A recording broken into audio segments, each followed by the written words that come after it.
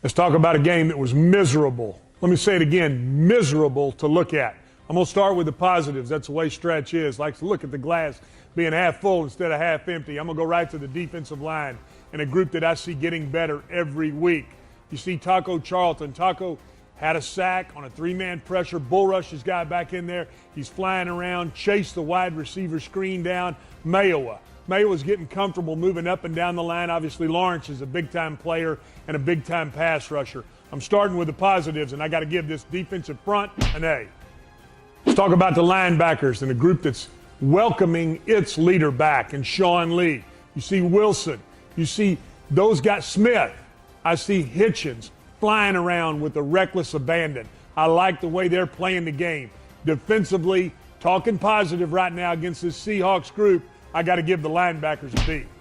Young pups in this defensive secondary. These guys are getting better every week. They've been forced into playing because Scandrick has been hurt, but it's going to help this team in the long run. We've said it before, Jeff Heath plays better with these younger guys in the lineup. There's an upside to look forward to in a Dallas secondary, and that's the young guys playing. I got to give them a B. Let's talk about the offense. Wow, was this hard to grade. I'm going to start with the coaches. I think it's easy to be critical of the coaches, but in this situation, you got the ball first and goal on the 2-yard line. You've got a chance to get back in the game. You got your star running back, and you call an RPO, a run-pass option, the first play.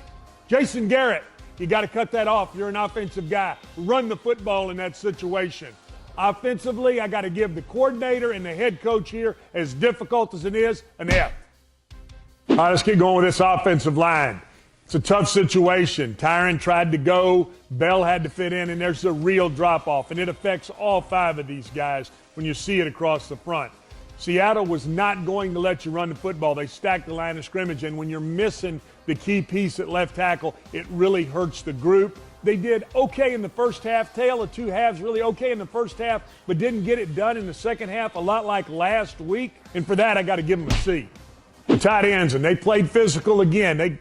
Dallas got in some 3 tight end looks. Seattle adjusted in the second half, and that seemed to be a little bit of a throwback for the Cowboys. I still like Witten. I still think he's got a year or 2 left in him. I really like Hannah and the way he's coming on, Swaim and the way he's coming on. These guys will continue to get better, and I got to give them a B against Seattle.